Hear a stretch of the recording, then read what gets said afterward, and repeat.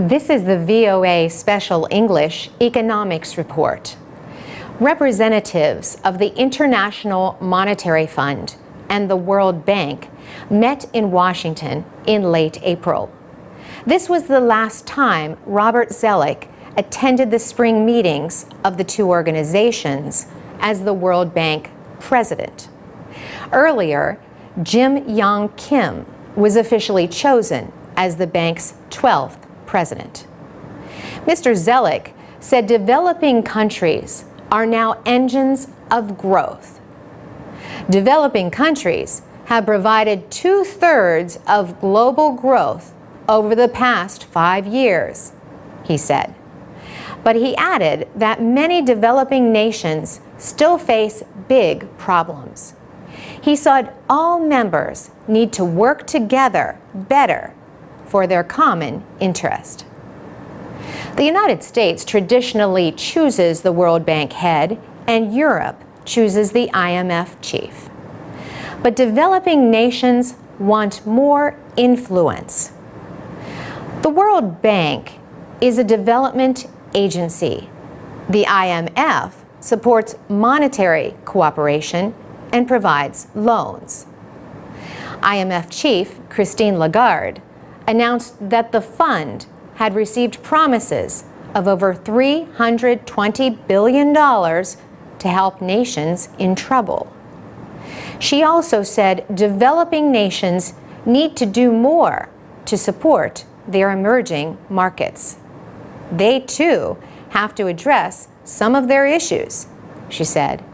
They too have to be very attentive to a volatile market situation. And that means, for some of these emerging markets, refocusing on their domestic growth. Ms. Lagarde said emerging markets need to work toward growth and building demand. But that requires resources. Two issues are access to banks and safety nets. The World Bank says 3/4 of the poor have no access to banks.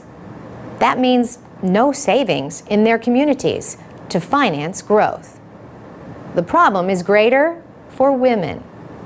Poor women are 28% less likely to have bank accounts than poor men. Social programs are also needed. 60% of the developing world cannot depend on social programs to protect citizens from hunger or to provide services in crises. Mr. Zoellick said, to help the poorest, every country needs basic safety nets to deal with crises. Because the other lesson we learned, he said, is if you wait until a crisis, it's too late. And rich nations have a lot to learn from developing ones.